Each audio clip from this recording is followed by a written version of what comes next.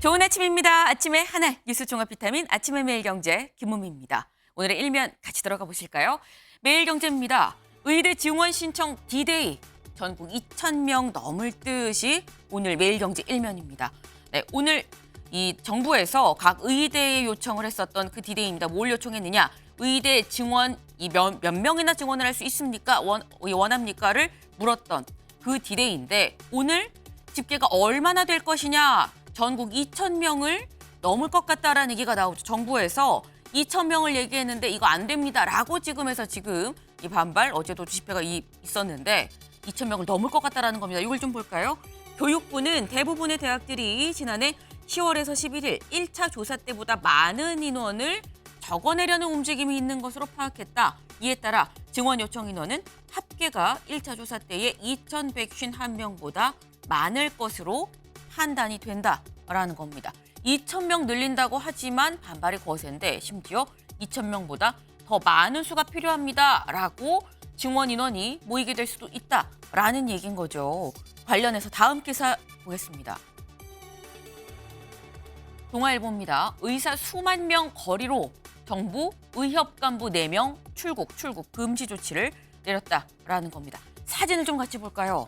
바로 어제 여의도의 모습입니다. 지금 이쪽은 이제 여의도 공원 쪽에 있는 거고요. 지금 여의도 앞에 한도 끝도 없이 쭉 정말 끝간데 없이 계속 전부 사람입니다. 네, 이 사람들이 다 지금 현재 이 정부의 이 방침을 백지화해야 된다. 의대 증원 백지화해야 된다라고 집회에 나선 사람들인데 일단 주최 측 추산은 4만여 명인 거고요. 경찰 추산은 12,000명 정도 된다라는 겁니다. 끝도 없이 늘어선 이 사람들. 이렇게나 강하게 지금 반발을 하고 있는 상황에서 어쨌거나 정부는 법대로 하겠다라고 얘기를 했죠. 그래서 아까 제가 오늘이 의대 증원이 신청을 받는 D-Day다라고 말씀드렸는데 또 어떤 D-Day냐. 정부에서 얘기한 오늘부터 면허 정지와 고발 진행을 하겠다라고 말한 바로 그 D-Day이기도 합니다.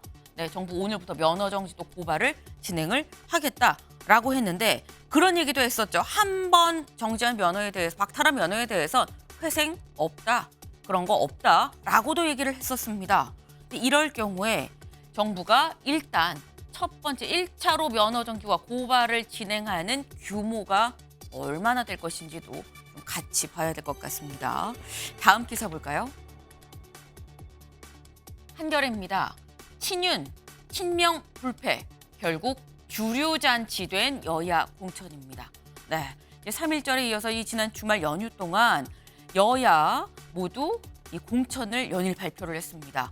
그러면서 이제 어느 정도는 대진표가 좀 짜여졌다라는 얘기가 나와요. 지금 7부 능선을 넘었다라는 얘기도 나오는데 7부 능선을 넘었다. 웬만큼 좀 이 그림이 짜여졌다라는 건데 보니까 친윤도, 친명도 불패였다. 이 얘기인즉슨 주류 잔치 아니냐라는 얘기가 같이 나오고 있다라는 겁니다. 네, 여야의 공천 얘기 저희가 대담에서도 살살 좀 같이 좀 녹여서 얘기를 좀 해보겠습니다. 다음 기사 볼까요? 네, 주말 내내 여야가 지금 공천 발표가 있었죠. 그런데 이렇게 될 경우 지금 이 시점쯤 되면 둘로 나뉠 수 있습니다. 공천을 받은 자와 받지 못한 자. 조선일보입니다. 민주당 떠나는 민주당 사람들. 네, 민주당에서 공천을 받지 못한 자들. 민주당을 떠나고 있다라는 겁니다. 김영주 국회부의장 오늘 국민의힘에 입당을 하고요. 지금 임종석 전 비서실장 이낙연 전 대표와 만났습니다. 더불어서 홍영표 의원도 탈당하는 거 아닌가라는 얘기가 같이 나오고 있습니다. 이 얘기도 저희가 대담으로 좀 짚어보겠습니다. 다음 기사 볼까요? 경향입니다. 신당 지지율 1위 없고 조국 결자 해지 선언. 네, 지금 여야 일당들의 얘기만 나오는 게 아니죠. 지금 신당도 굉장히 많습니다. 그중에서 어제 또 하나의 신당 공식 창당을 했습니다. 어떤 당이냐? 지금 조국 전 장관이 이끄는 조국혁신당이 어제 아주 콘서트 같은 분위기를 이내는 창당식을 지금 가졌습니다. 네, 어제 조국 전 장관 또 대표로도 좀 선출이 됐죠. 조국혁신당에서 좀 비례로 출마할 가능성도 있다라는 건데 민주당과는 관계가 어떻게 되는 거냐. 이 얘기도 저희가 대담으로 오늘 같이 좀 짚어보겠습니다. 다음 기사 볼까요? 세계일보입니다. 폐교 공포에 유치원 돌며 초등생 유치전.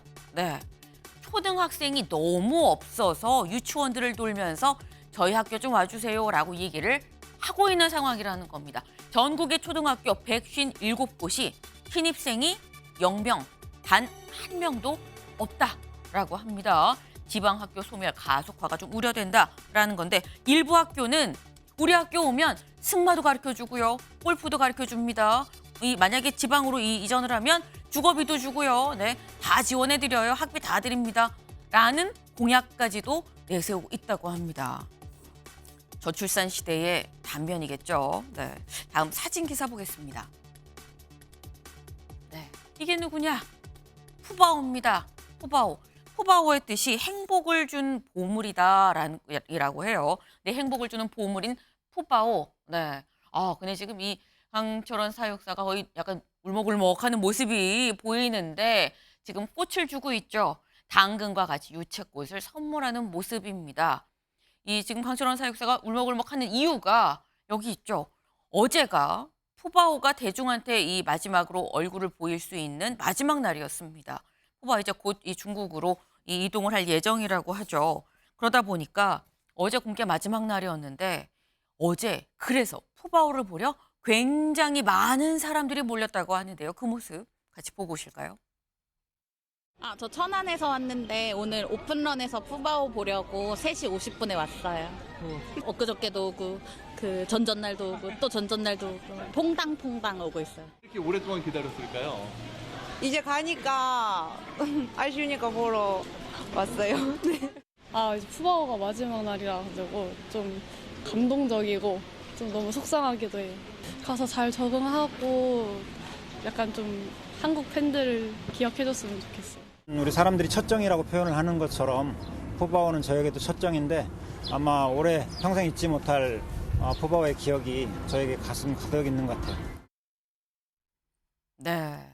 강철원 사육사 눈을 연시 껌뻑껌뻑하면서 네, 저한테 첫정인데요 라고 얘기를 하는지 모습까지 봤습니다. 근데 보니까 어제 정말 추웠죠. 어제 추웠는데 푸바오 한 5분 남짓 보려고 새벽 3시에 온 분도 있고요. 4시에 온 분도 있고 어떤 분은 전날도 왔고요. 전전날도 왔고요. 전전날도 왔고요. 라고 좀 말씀을 하는 모습을 좀 같이 보셨습니다. 그만큼 참 아쉽다라는 얘기인 거겠죠. 근데 푸바오는 중국에 가지만 또 전지적 푸바오 시점이란 영상이 하루에 2번씩 또 상영이 된다고 해요. 그러니까 이 영상 보면서 아쉬운 마음을 좀 달래실 수 있었으면 좋겠다라는 생각을 합니다. 네. 아침의 매일경제 뉴스 종합 비타민 언제나처럼 TV로 좀 크게 보시다가요. 궁금한 점은 유튜브 댓글로 남겨주시면 같이 좀 얘기를 해보겠습니다. 함께해 주실 분들 소개합니다. 안녕하세요. 안녕하십니까.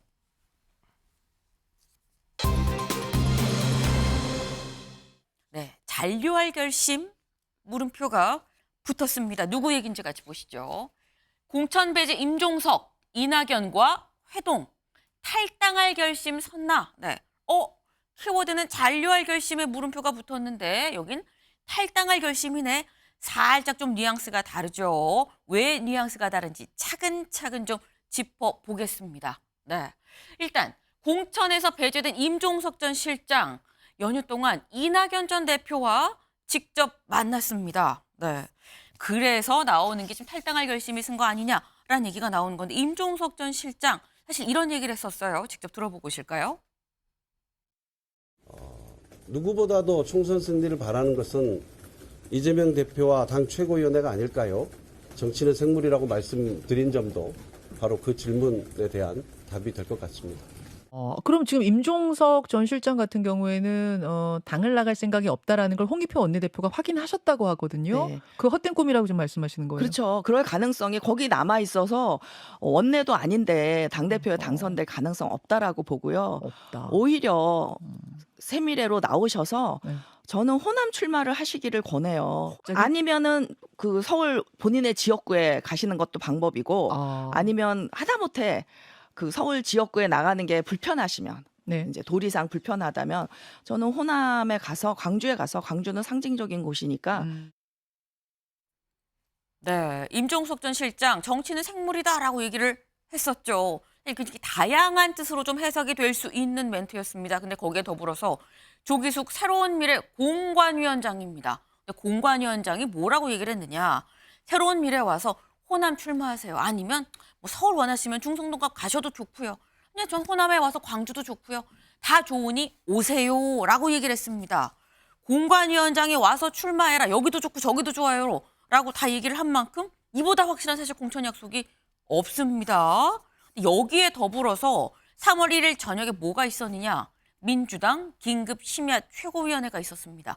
근데 이 최고위원회에서도 임종석 전 실장 얘기가 논의가 안 됐다라는 얘기가 있으면서 급물살을 약간 탄 상황이 발생을 했어요. 바로 이튿날인 2일, 이 심야 최고위가 있었던 3월 1일 이튿날인 2일 날 어떤 일이 있었는지 좀 같이 보겠습니다. 임종석 실장, 이런 SNS 글을 올렸습니다. 이재명 대표의 속내는 충분히 알아들었습니다. 라는 글을 올렸습니다. 그리고 더불어서 같은 날 이낙연 전 대표를 또 바로 만났어요. 두 사람이 만났어? 여기까지도 주목이 될 수밖에 없는데 그 이후에 이낙연 전 대표 원래 3일 날 하기로 했었던 광주 출마 기자회견을 잠정 연기하겠습니다. 라고 밝혔습니다. 이 세 개의 이 사건이 긴밀하게 연결이 된 것 같다라는 생각이 들죠. 그럼 여기서 광주 출마 기자회견을 연기한 이유가 무엇이냐? 여기에 대해서 이낙연 전 대표 쪽 이렇게 얘기를 했습니다. 3일로 예정했던 저희 광주 출마 기자회견이 잠정 연기됐습니다. 민주 세력의 결집과 확장을 위해 사전에 긴급히 할 일이 생겼다라고 얘기를 했습니다. 출마 기자회견 하기 전에 사전에 긴급히 할 일이 있는데 이게 민주 세력의 결집과 확장을 위한 일이다라는 얘기인 거죠. 그럼 이 얘기인 즉슨 민주 세력의 결집과 확장을 위해서 할 일, 주원규 위원님. 네. 뭡니까?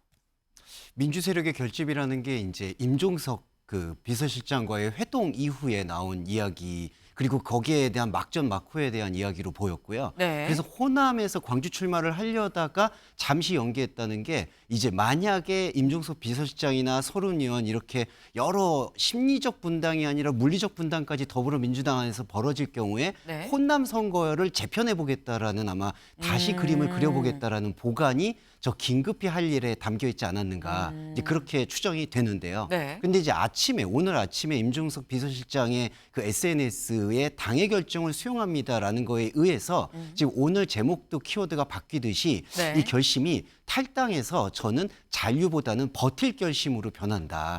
이렇게 생각을 합니다. 왜냐하면 친문이 완전히 배제됐다고 보기는 사실은 어려워요. 이번 공천에서. 왜냐하면 이건영 그다음 여러 고민정 의원들. 네. 그러니까 친문의 분들이 여러 부분에서 배제된 것도 사실이지만 그리고 또 임종석 비서실장이 볼 때에는 본류가 떠나는 것이 과연 실익이 있겠느냐라는 그런 셈법을 네. 생각하지 않을 수가 없는 것이고요. 그리고 또 하나는 이후 지켜보겠다라는 것도 저는 이 SNS 평가 안에 담겨 있다고 봅니다. 네. 이제 이런 어떤 잡음들과 내용이 있었는데 만약에 총선을 치른 다음에 네. 더불어민주당이 유의미한 결과를 이루지 못한다면 이재명 대표의 리더십에 흔들림이 있을 것이고 그 틈새 그러니까 총선 이후의 그림에도 임종석 비서실장은 그림을 그리고 있다고 생각합니다.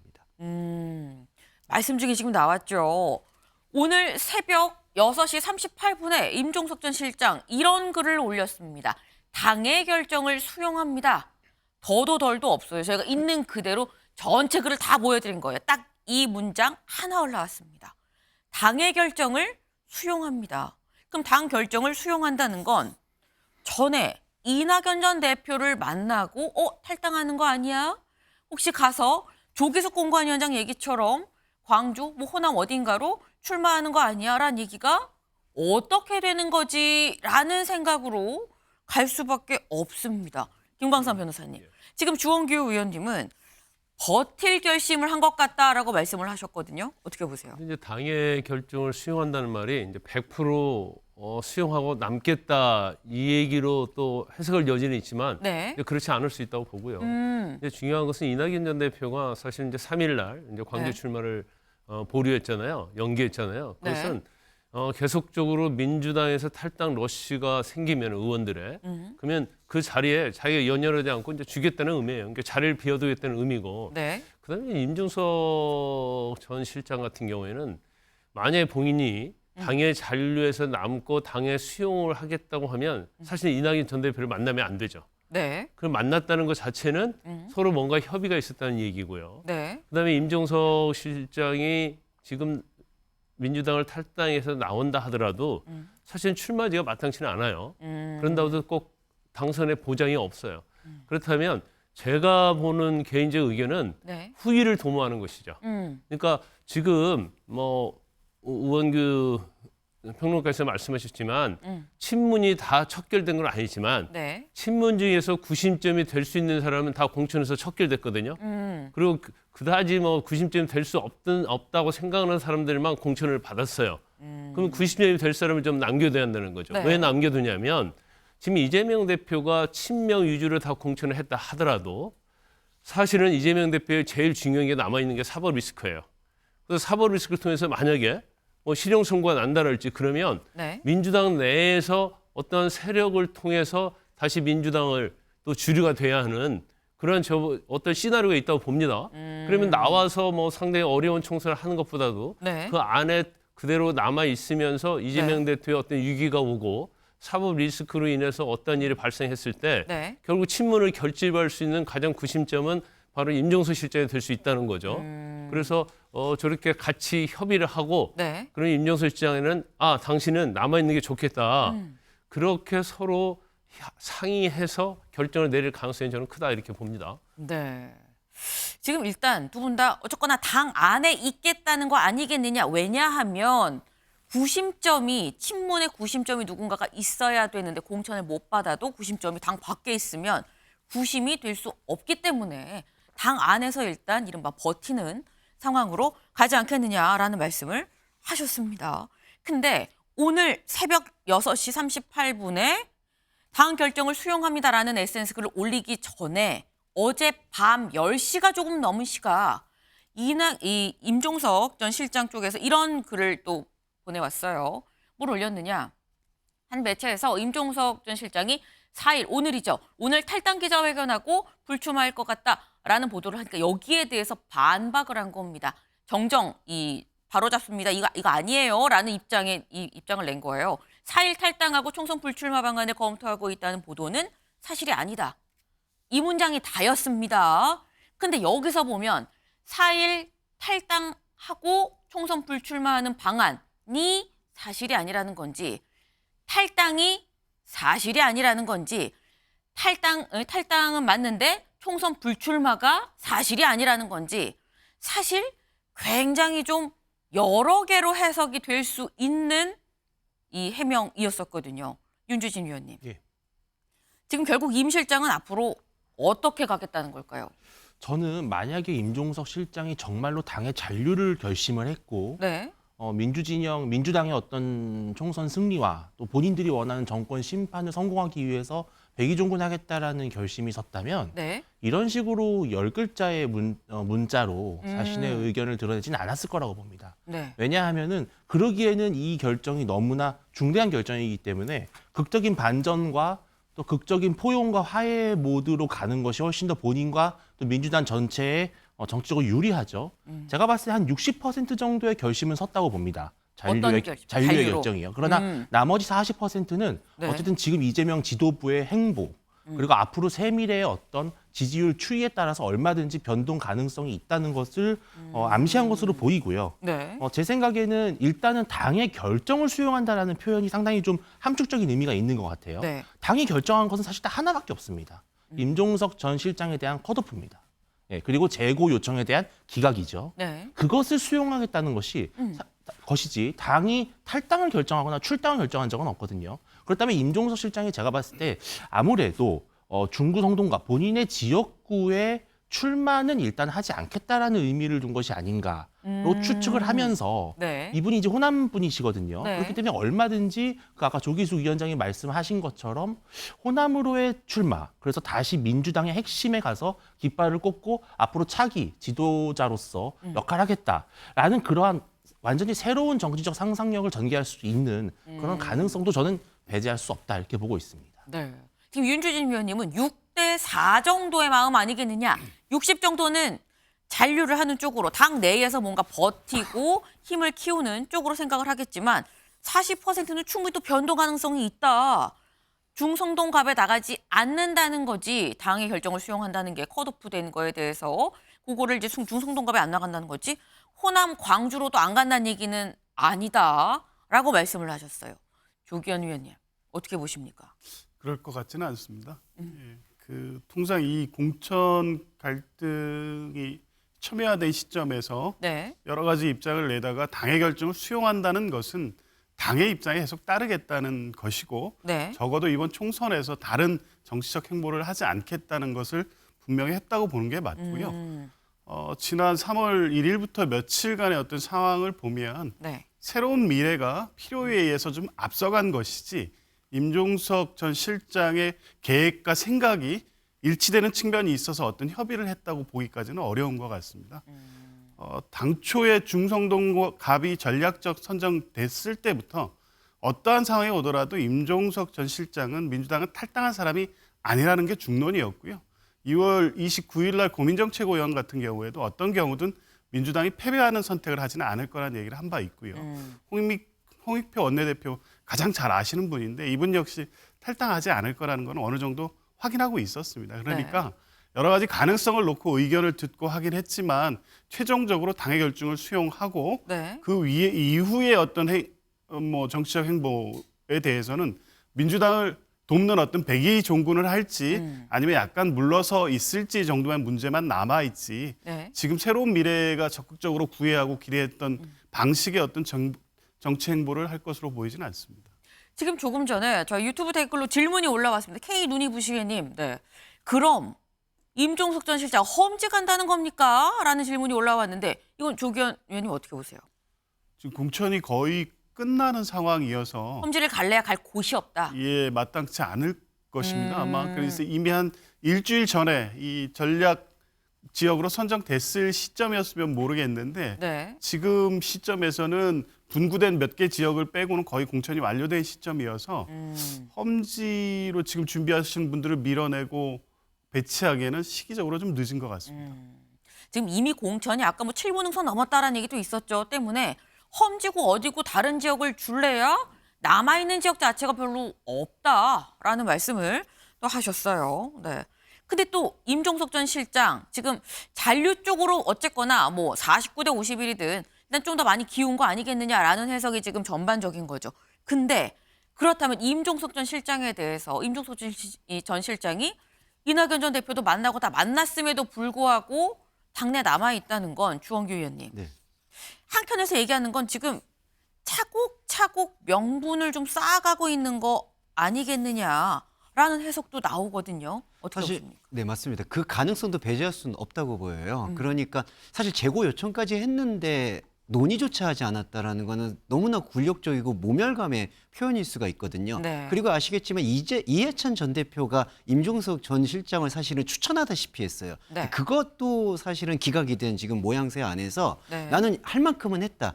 그리고 이 본류 민주당을 지키고자 하는 이 마음에 대해서 이 지지자들은 다 알아줄 것이다라는 네. 그림을 그렸을 거라는 추측도 가능합니다. 그리고 또 하나는 이낙연 전 대표가 지금 제 대표죠. 새로운 미래가 사실은 진짜 민주당의 또 한 개파일 수 있다라는 그러한 상징적인 어떤 시그니처를 회동을 통해서 보여줄 수 있다고 생각을 합니다.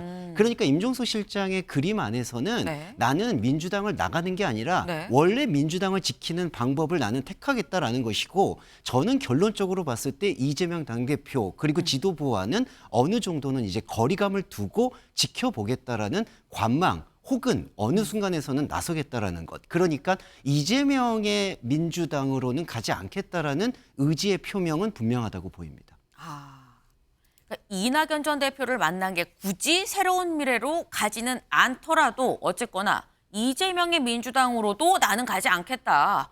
나는 내가 적통이고 일단 민주당을 안에서 지키겠다라고 한 건데 근데 그럼 여기서 드는 의문이 사실 지금 임종석 전 실장에 대해서 뭐 경계하는 거 아니야 뭐 친명에서 경계하는 거 아니라는 이런 이 전망까지도 나온 이유가 결국 포커싱이 다음 전당대회입니다. 근데 다음 전당대회에서 지금 보면 김광삼 변호사님, 사실 내부에 이미 친문들이 뭐 나간 사람도 있고요. 나갈 거다라고 예고한 사람도 있고요. 지금 공천을 받은 사람이 일부 있긴 합니다만 친문이 지금 새가 없는 상황에서 친명 조직이 2년 동안 굉장히 탄탄하게 지금 다져왔다라는 평가를 받고 있거든요. 임종석 전 실장이 절치부심 안에 지금 칼을 갈고 있다고 해도 전당대회에서 기회가 올 수 있는 구도 자체가 아니지 않느냐라는 얘기를 하는 분도 있어요. 아니 다음 전당대회에서는 거의 가능성이 없죠. 왜냐하면 이제 완전히 이재명의 민주당이 됐잖아요. 이번 공천을 계기로. 그럼 다음 총선에서 결국은 뭐 살아 돌아오는 자들은 다 친이재명의 가능성이 크고 네. 외외적으로 이제 친문 몇 명이 있을 수 있어요. 그러면 더군다나 권리당원이랄지 개딸이랄지 가능성 팬덤이 엄청 강한 상태에서 사실은 다음 전당대회에서 친명이 아닌 사람이 당대표를 할 가능성은 거의 없다. 아마 이재명 대표가 본인이 한 번 더 할 가능성도 있다고 봐요. 이건 이제 상식적으로 맞지는 않은데 이재명 대표는 충분히 그럴 사람이라고 보고요. 그다음에 이재명 대표의 후계자라고 할 수 있는 사람, 승계자라고 할 수 있는 정청래랄지 이제 찐명 중에 한 명이 나와서 네. 당의 정권을 줄 가능성이 크죠. 근데 이게 당의 정권을 준다 하더라도요. 제일 중요한 것은 일단 총선에서 이기냐 지느냐도 있지만 네. 더욱더 중요한 것이 있죠. 총선에 진다 하더라도 이미 민주당은 이재명 쪽에서 완전 장악을 하고 있어요. 그래서 반란이 일어날 수가 없는데 네. 지금 제일 중요한 게 아까 제가 도 얘기한 것처럼 이재명 대표의 사법 리스크거든요. 그러면 계속적으로 시간은 좀 걸리겠지만 결국 그것에서 유죄 판결이 난다랄지 네. 아니면 실형이 선고된다랄지 또 실형이 선고되면서 만에 하나 법정 구속이 된다랄지 하면 이재명 대표가 이제까지 생각했던 것은 완전 무너지는 거예요. 그러면 결과적으로 당이 그 정도로 당대표 되고 전당대표가 그렇게 되고 친명의 어떻게 보면 보스가 그렇게 되면 아무리 본인이 당을 장악하려고 해도 그때부터 이제 무너지는 겁니다. 그러면 친명 말고 또 다른 구심점이 생길 수 있거든요. 그러면 새로운 리더가 필요하게 되는 거고 이제 그럴 때 다시 결집을 할 수 있다. 그래서 이 김정석 전 실장이 계속적으로 당에 잔류하는 것이 확고하다고 네. 결국은 그걸 기다리면서 칼을 갈고 후위를 도모하는 거다 이렇게 볼 수 있는 거죠. 뭔가 확정적인 건 아니지만 언젠가 이재명 대표가 뭔가 이 어떤 그 위상에 금이 가는 그 시점을 칼을 갈면서 기다리는 거 아니겠느냐라는 말씀을 또 하셨어요. 네. 조기현 위원님, 이론에서 어떻게 보십니까? 글쎄요, 지금 일단 당장 8월에 어떤 전당대회 뭐 당권 여기에 크게 의미 부여를 하고 있을 것 같지는 않습니다. 물론 뭐 총선 결과에 따라서 여러 가지 변수가 생길 수는 있지만 네. 지금 말씀하신 대로 당내의 어떤 세력 이 구분을 해보면 친문이 조직화되고 세력화되어 있지는 않습니다. 2022년 전당대회 때 송영길 대표하고 홍영표 대표 간 경쟁이 붙었을 때 네. 그때까지만 해도 일정의 어떤 조직력을 유지하면서 하나의 어떤 당내 세력으로서 의미가 있었지만 그 이후에 이재명 대표와 관련된 수사 그런 과정을 겪으면서 네. 당에서는 사실 어떤 특정 계파 간 친명 간에 이렇게 문제가 갈등이 확산되고 되지는 않았거든요. 물론 일부 이재명 대표에 대한 사법 리스크에 대해서 적극적 발언을 하시는 분들이 대개 친문으로 분류된 거는 맞지만 이분들이 차기 당권까지 생각하면서 조직적으로 움직였다고 보기는 어렵습니다. 그런 측면에서 보면 24년 올해 8월에 전당대회까지 조직적으로 뭘 하면서 준비할 것 같지는 않은데 장기적으로는 모르는 거죠. 물론 여러 가지 이제 변수들이 있기 때문에 네. 임종석 전 실장도 그렇고 고민정 최고도 그렇고 당내 어떤 변화의 목소리를 내야 된다는 입장을 갖고 계신 분들이 있기 때문에 2024년 8월 이후 또 당의 총선 결과 여러 가지 변수에 따라서 당내 행보는 달라질 수 있을 것 같습니다. 네. 친문이 뭐 작심하고 조직적으로 다음 전당대회 때 이렇게 해야 되니까 착착착 움직이는 건 아닐 수 있지만 사실 이런 부분도 뭐 전혀 배제할 수는 없다, 뭐 가능성도 있다라는 말씀을 지금 해주셨어요. 근데 그럼 여기서 드는 생각이 임종석 전 실장이 당에 남는다고 결정을 한다면 그럼 홍영표 의원과 서른 의원은 어떻게 되는 것이냐라는 생각이 듭니다. 다음 기사 볼까요? 이낙연 주말 임종석 만나 홍영표 서른도 연쇄 접촉입니다. 이낙연 전 대표가 이 일에 임종석 전 실장을 직접 만났고요. 그리고 어제 3일이었죠. 어제 홍영표 의원과 서른 의원과 또 통화를 했다고 합니다. 임종석에 이어서 홍영표 서른 연쇄 접촉을 했다라는 건데 그런데 홍영표 의원이 어제 이런 글을 올렸었거든요. 볼까요? 뭐라고 했느냐? 억울하고 분노하고 아쉬워하는 분들과 마음을 모으고 있다. 더 이상 그럼에도라는 선택은 하지 않을 생각이다. 마침내 일어설 시간이 다가온다라는 겁니다. 그 전에 이 앞부분의 내용이 그런 거였어요. 그럼에도 불구하고 나는 민주당을 믿고 민주당을 계속 지키기 위해 뭐 참아왔다라는 그런 내용이 좀 있었습니다. 근데 마무리 부분엔 이렇게 결론이 난 거죠. 더 이상 그럼에도라는 선택은 하지 않겠다. 마침내 일어설 시간이 다가온다라는 거. 이 얘기인즉슨 이거는 일어나서 나간다는 것 같은데 라는 생각이 들 수밖에 없는 부분입니다. 더불어서 서른 의원도 오늘 이런 일정이 예고가 돼 있어요. 오늘 경기 부천을에 예비 후보를 등록할 예정이라고 합니다. 부천시청에서 이 부천을에 출마하겠다라는 기자회견을 할 예정이라고 하는데 근데 그러면은 어디 소속으로 예비 후보 등록을 하는 것이냐, 무소속이냐, 민주연대라는 형식으로 할 가능성이 있다라는 말도 같이 나왔었거든요. 이게 지금 이렇게 되면 과거형이 되는 상황이 아닌가 싶습니다. 윤주진 위원님. 네. 그러면 서른 의원도 그렇고요. 홍영표 의원도 그렇고요. 임종석은 있고 홍영표 서른은 떠나고 이렇게 되는 겁니까? 임종석 전 실장 같은 경우는 어떻게 보면 상당히 대중성이 높은, 인지도가 높은 대중정치인이죠. 네. 그렇기 때문에 앞으로 차기 민주당 당권을 노려보겠다라는 전략적 포석이 하나의 옵션으로 있을 것 같습니다. 왜냐하면 충분히 당원들의 소구력이 있고 또 네. 지금 이 여러 가지 벌어지고 있는 민주당의 분열 사태의 핵심의 임종석 실장이 있기 때문에 하나의 좀 반명의 어떤 상징으로 지금 자리를 잡았거든요.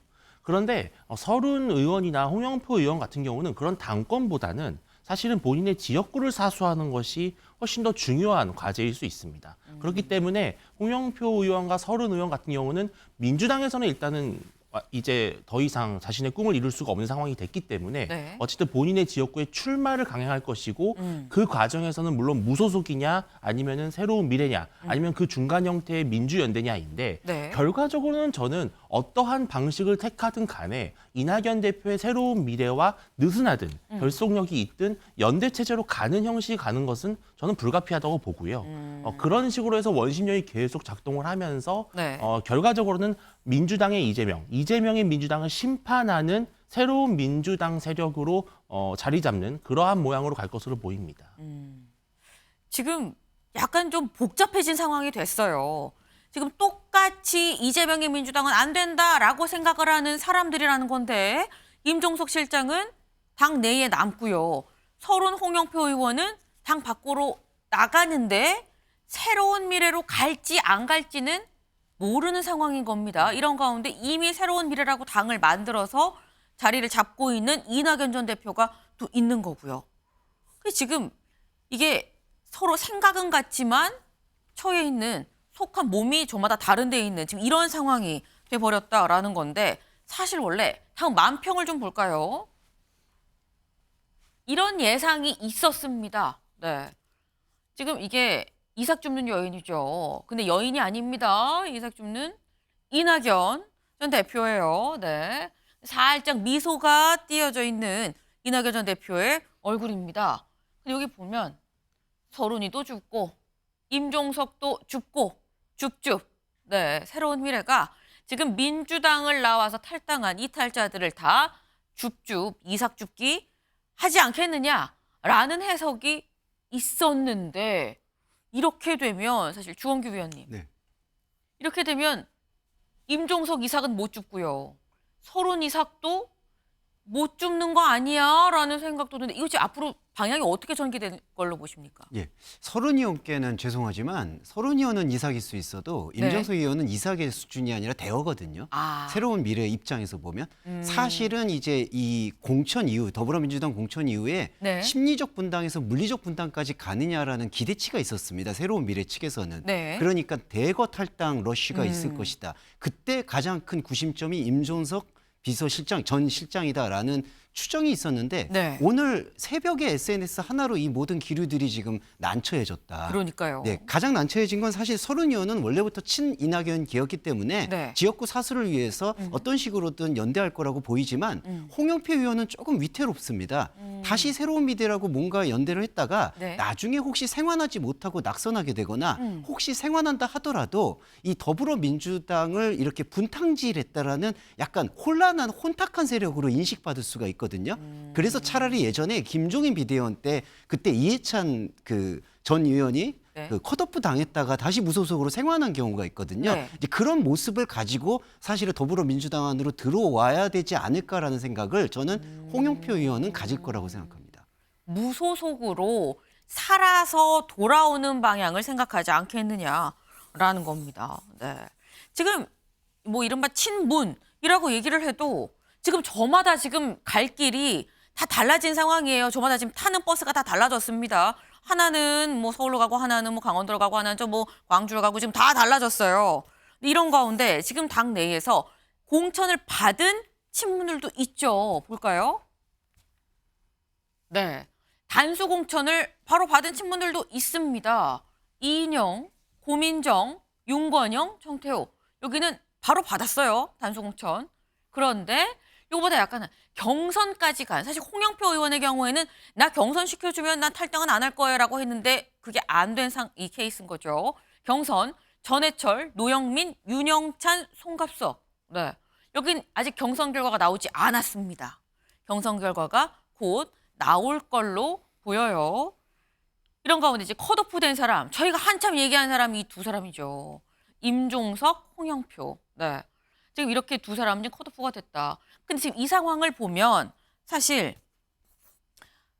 뭐 친문이 나갈 거다라는 얘기가 굉장히 많았습니다만 아까 새벽 6시 임종석 전 실장의 SNS 글로 굉장히 상황이 확 급변하는 듯한 그런 상황이 됐죠. 여기에서 당 내에 남아있는 친문들도 여전히 있다라는 겁니다. 그럼 조기현 의원님. 지금 당내 남아있는 친문들이 있기 때문에 임종석 전 실장이 어쨌거나 절치부심하면서 이들을 중심으로 다음 기회에 구심점이 되는 거를 염두에 두고 있는 거 아니겠느냐라는 해석은 어떻게 보세요? 충분히 그럴 생각을 하고 있다고 봅니다. 네. 어쨌든 이번 공천에 지금 그 표에서 본 것처럼 친문이라고 하는 대표적인 친문이라고 하는 분들도 단수 공천을 받으셨고요. 저기 지금 나와 있는 이인영, 고민정, 윤건영, 정태호 의원 외에도 사실 범친문으로 분류됐던 분들 상당수가 아직 당에 있습니다. 박범계 의원도 있으시고요. 한병도 의원 이런 분이 지금 지도부에 속해는 있지만 원래 다 문재인 정부 때 역할을 하셨던 분들 아닙니까? 네. 그러니까 지금 칼로 무 자르듯이 친문과 친명을 그렇게 구분하는 기준이 명확하지도 않습니다. 그런 측면에서 보면 무슨 당장에 지금 친문 누구 친명 누구 이렇게 해서 네. 당내 세력 구도를 계산해보고 임종석 실장이 움직인 것은 아니라고는 보는데 어쨌든 당내 이재명 대표에 대해서 어떤 비판의 목소리를 내고 있는 분들이 여전히 있고 뭐 향후의 어떤 당권이라든가 차기 대선까지 가는 상황에서는 얼마든지 민주당 내 상황 변화가 있을 수 있다는 생각을 하실 것 같고요. 네. 그 임종석 실장이 본인이 구심이 되겠다고 생각하는지까지는 모르겠습니다. 뭐 구심이 임종석 전 실장이 지난 정부에서 한 역할상 상징적인 의미는 있지만 당내 어떤 계파의 구심이 된다는 것은 그 정도에 그치지 않고 차기의 대권 후보 정도까지 가야지 어느 정도 인정될 수 있는 거 아니겠습니까? 네. 그런 측면에서 보면 아직 이 윤석열 정부 들어서서 임종석 전 실장이 정치적으로 뚜렷한 역할을 하거나 목소리를 내오지 않았습니다. 네. 그런 측면에서 보면 당장의 공천 갈등에서 부각된 인물이긴 하지만 어떤 세력의 대표 내지는 구심으로서 바로 어떤 정치적 입장 위상이 잡힌다. 이럴 가능성이 높지도 않습니다. 네. 지금 조기현 의원께서 되게 조심조심 완곡하게 말씀을 하긴 하셨습니다만 일단 주원규 의원님은 이거 이삭이 아니다. 임종석 실장은 대여다라고 했는데 여기는 대여는 아니다. 이게 구심점이 되려면 대권 주자급은 돼야 되는데 대권 주자급 아니지 않느냐라는 말을 조심조심 해주셨어요. 네. 김강삼 변호사님 어떻게 보십니까? 근데 임종석 실장은요 원래 대여가 아니에요. 아 동의하시는 거예요? 대여가 아닌데 사실 문재인 정부 때 갑자기 비서실장 발탁되고 하면서 좀 약간 상징적 의미가 있었죠. 그리고 그 이후에 아무런 존재감이 없었어요. 근데 이번에 컷업이 되면서 대여가 돼버린 거야. 대여 반열에 올라버린 거예요. 그래서 어떻게 보면 인지도랄지 여러 가지 측면에서 보면 엄청난 오히려 컷업은 됐지만 네. 본인의 어떤 정치적 프리미엄을 이번에 엄청나게 많이 얻었다. 받은 거예요. 그래서 오히려 구심점이 될 수가 전에는 없었는데 이제 구심점이 될 수 있는 위치를 결국 이재명 대표가 만들어 준 거예요. 그런데 지금 뭐 새로운 미래 밖에 있죠. 뭐 저는 개인적으로 볼 때 아마 탈당 의원들하고 새로운 미래로는 가지 않고 네. 아마 민주연합식으로 만들 거예요. 그래서 진짜 민주당이 뭐냐라는 싸움이 시작이 될 건데 네. 실질적으로 보면 그러면 민주연합을 만든다고 하면 민주연합을 사는 제3당으로 보지 않아요. 민주당과 동일시해요. 단지 이재명의 민주당이 아니다는 거죠. 민주당은 이재명 단독의 민주당이 됐지만 네. 이 친문이랄지 이런 사람들은 노무현, 김대중 노무현 친문에 이뤄지는 어떻게 보면 정통성 있는 정치인들이거든요. 그래서 결과적으로 보면 총선이 끝나고 나면 네. 결국 합쳐질 수밖에 없죠.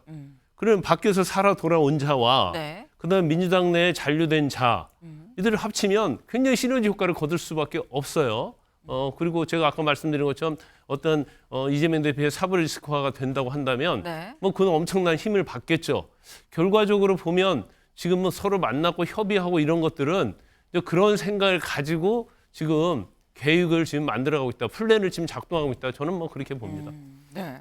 지금 임종석 전 실장이 오늘 새벽 6시 38분에 당의 결정을 수용하겠습니다라고 글을 올렸죠. 근데 여기에 화답하듯이 지금 이 친명 최측근이라고 얘기가 되는 지금 이 김지호 당 정무 부실장이 SNS에 글을 올렸습니다. 뭐라고 했느냐? 네, 감사합니다. 임종석 선배님이라고 얘기를 올렸어요. 그러면서 한 얘기가 덕후 유세단장으로 총선 승리를 이끌어달라라고 얘기를 했습니다. 근데 이거는 주원규 위원님. 네. 아까 지금 대호라고 하셨는데 다들 이제 공감하지 않는 분위기이긴 해요. 근데 임종석 전 실장 유세단장 제안을 받으면 유세 나갈 거라고 보십니까? 저는 근데 반반의 가능성을 둘 수밖에 없다고 생각합니다. 그러니까 사실 반반이라는 이유는 이렇게 또 발빠르게 네. 친명 측에서 이제 이런 어떤 당의 결정을 수용하겠다는 걸 높이 평가한다. 네. 우리 안으로 들어와 달라. 이재명의 민주당이 아니라 한 팀의 민주당이다라는 것을 강조하는 측면에서는 분명히 어떤 형태로든 총선 유세에 가담하는 게 유리할 텐데요. 네. 그런데 그렇게 가담하시게 되면은 이전에 이낙연 대표를 회동했다든지 그리고 SNS에 이재명 대표의 속내를 알겠다든지 이런 말들과 표리부동한 모습을 보일 수가 있거든요. 그래서 아까 김광선 변호사님 잘 말씀해 주신 것처럼 지금 임종석 전 실장은 컷오프로 인해서 프리미엄이 올라온 상태인데 이걸 어떻게 활용해서 부정적 의미가 아니라 활용해서 총선 이후에 더불어민주당의 그 내분의 갈등을 수습해야 될지에 대해서 아마 좀 고심할 거라고 생각합니다. 네. 지금 쉽게 얘기하면 몸값이 한창으로 오른 상태인데 여기에서 갑자기 친명에서 내민 손을 덥석 잡아버리면 이게 다 물거품이 될 수도 있는 거 아니겠느냐. 그런 측면을 좀 전략적으로 좀 고민을 할 것으로 보인다라는 말씀을 하셨어요. 임종석 전 실장의 SNS 한 줄글이 아니라 뭔가 추가적인 입장이 주목되는 오늘입니다.